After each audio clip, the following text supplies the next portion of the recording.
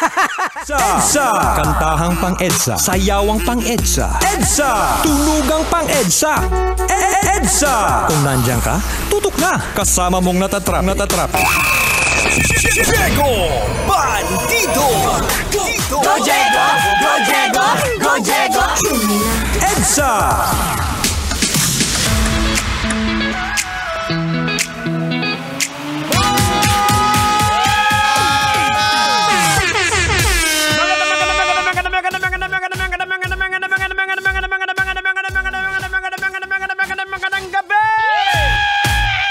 Sherwood Mega Manila, give it a quick check. It is now exactly 28 minutes after 7 o'clock. And hope you guys are having a great time. I'm gonna be giving you comedy straight up until 9 o'clock in the evening. And sana, sa lahat po ng mga kabisyo po natin dyan, wala na pong baha, humupa na po yung baha. Well, alam nyo mga kabisyo, dyan tayo nag-i-excel na mga Pinoy. Sa kabila po ng dagok ng problema ka lang, Pinoy kami. Diyan tayo, nagkakasundo mga Pilipino kahit gaanong problema. Diba? Naalala ko dati nung hinart attack ako. Nasasakay ako sa ambulansya. Sabi ko sa misis ko, kunam ako video. Ayaw niya, sayang sana. Pampost ko sana. Ang bihira naman. Well, kaya masayahin talaga tayong mga Pinoy. Kaya mabilis tayong makaahon. Very resilient tayo. Now, eto na, hindi na natin patatagalin to, tanga. Mas masarap pag-usapan to! Bayot! Og nagpatindog og isa ka crew sa sulod sa 2 ka oras. Kay gintawag siyang Sir. Oh no! Yeah, nung nakaraang araw pa ito na nag-viral dahil nga hindi po tayo nakapasok. Ngayon lang natin ito pag-uusapan. Naglabas na rin din ng pahayag si paring Jude Bacalso, isang manunulat at miyembro ng LGBTQ+. Matapos ang aligasyong pinatayo niya ang isang waiter ng 2 oras matapos siyang tawaging Sir! Wow! Iginiit daw ni Bacalso na ang kanyang layunin ay magbigay lamang ng edukasyon sa mga taong nagkakamali ng pagkakilala sa kanyang kasarian at itinanggi niyang pinatayo niya yung waiter bilang parusa. Oh no! Hindi na natin to patatagalin na. Pero eto mga kabisyo, nag-issue na rin ng public apology si Sir. Diba? Okay, Tang! Huwag na natin patagalin to, Tang. Masarap pag-usapan to. Logika na natin! Ano pag hinihintay mo? Maraming naghihintay at gustong mapakinggan. Logikan mo na yan! Logika na yan! Alright mga kabisyo, logika na yan! Anong leksyon ang ating mapupulot? Anong aral ang ating madudukot?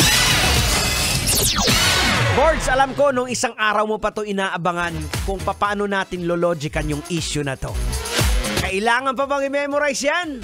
Basic itong sitwasyon na ito na tinatawag nating hierarchy issue. Diba? Kung mataas ka at kausap mo, diba, ay mababa lamang. Kung mataas ka na tao, paningin mo sa sarili mo, i-impose mo yung gusto mo. Pero pag mataas naman ang kausap mo at ikaw naman yung nasa baba, hindi mo i-impose yung gusto mo. Did I make sense? Now, magbigay pa tayo ng isang example para mas malinaw. Malakas ang loob ni Sir kasi waiter yung kaharap niya. Tingin nyo, magagawa niya yon? Kung si Rafi Tulpo na sa harap niya? I-level up pa natin. Magagawa niya ba yon kung si Ben Tulpo ang kaharap niya? Diba? Well, in Animal Kingdom kasi, the strong often dominate due to various factors such as physical power, strategy, intelligence, and social structures. Ganon din tayong mga tao, di ba, Tang? Kasi tayo ay mga animal.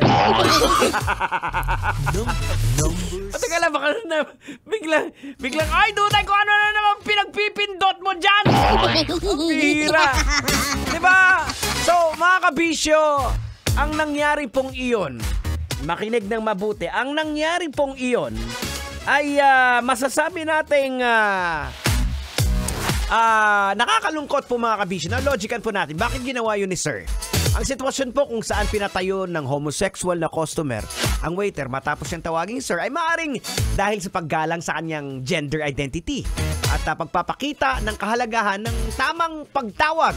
Maaring naramdaman ng customer na hindi siya nire-respeto sa posibleng nag-ugat ng naipong sama ng loob at possible diskriminasyon. O, di ba?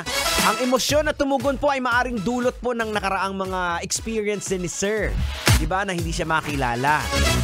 Ang tanong mga kabisyo, tama ba ito? Well, tahasan ko pong sasabihin sa inyo na wala pong batas dito sa atin ang nagsasabi na ang isang biological male ay pwedeng maging female. Again, balikan po natin sinasabi ng Bible.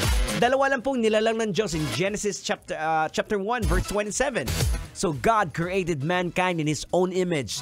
In the image of God, He created them. Male and female, He created them. Kaya hindi ni Sir pwedeng ipilit sa isang tao kung anong itatawag sa kanya kasi calling Sir is not disrespectful.